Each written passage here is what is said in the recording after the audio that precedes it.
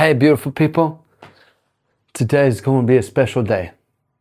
It is a very special day because... Can meeting your neighbor really save America? Short answer, yes. And then the reason I'm adding this part, the intro, is to clarify more on the why it's important to meet your neighbor, why this video is even being made. It gives us a reality check of who really is in our neighborhood. What can be the benefit of meeting our neighbor? Well, let's say you got car issues and your neighbor is really good at fixing cars. He's got, putting engines, doing swaps, got a shop in the backyard. That person potentially, as a friend, can save you thousands of dollars. But it's not about taking advantage of your neighbor. It's about seeking how you can add value to your neighborhood, to your neighbor, right? Like this park right here behind me adds value to the community. My goal in getting to know my neighbors, number one, everybody needs a good friend. Creating more of that family unit as gangs would, but doing it more of the positive aspect of it. So number two is to add value, see how I can help them out, see if I can in any way at this point add free labor to either get a new fence restored, clean up the yard, and overall maybe get a few people helping each other out in the neighborhood, so that way we can clean up the neighborhood, make each house look better, and eventually the whole neighborhood. Three, build a community that watches the neighborhood. That way the kids can play safe, neighbors know whose kid that is, and everybody watches out for one another's kids. Number four, creating an atmosphere and a place where kids can grow up playing with their neighbors and having friends and having those memories, just like we used to back in before the year 2000, when everybody got too busy with the internet games and all that. So it's exciting to see so many kids out here riding. Why? But I've been wondering that question. Why has the neighborly neighbors not been so neighborly? What I mean by that is, back in like Leave It to Beaver days, I don't know, have any of you watched any like the 1960s movies where the neighbors would know each other? They'd like go to each other's houses, say hello, borrow salt.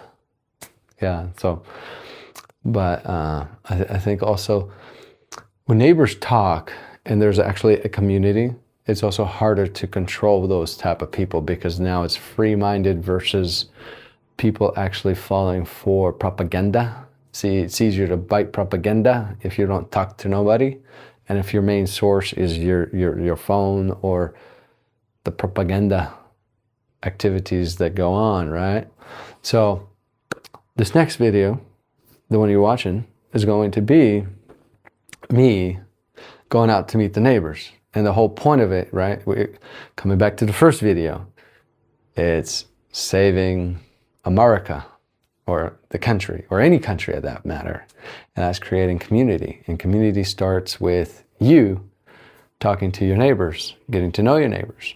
So my question to myself is one of my best friends right here behind me in one of the houses in my neighborhood. So I'm excited to find that out. The approach is going to be to go knock door to door, introduce myself, and offer to buy the neighbor a cup of coffee. To keep things genuine, I am not going to record the conversations unless somebody really wants to and they want to have fun with the whole thing, because all of this is just fun. It's all fun, educational entertainment at that point. But the purpose is, why are we not reaching out to our neighbors? I know some of you are really weird out there going like, I don't want to get to know my neighbor. Bro, you don't know what you're missing out on. Get to know your neighbors. So I'm going to go out there, get to know some people, because like, as far as my exposure to people and the ones I've met, there's a lot of great people out there. And there might be some really great people that's so close. So we're going to do some community bonfires. Yeah, bonfires, barbecues. How cool would that be? You just walk a couple houses over and then you have like 5 of your best friends just right there, instead of driving 30, 40 minutes just to get to one guy's house. Living in a big city sucks because you spend about 4 hours of your day in traffic. So, neighborhood friends, show some love, get to know your neighbor. All right, so the whip of choice. Shout out to all my Later Day Saints is going to be the bike.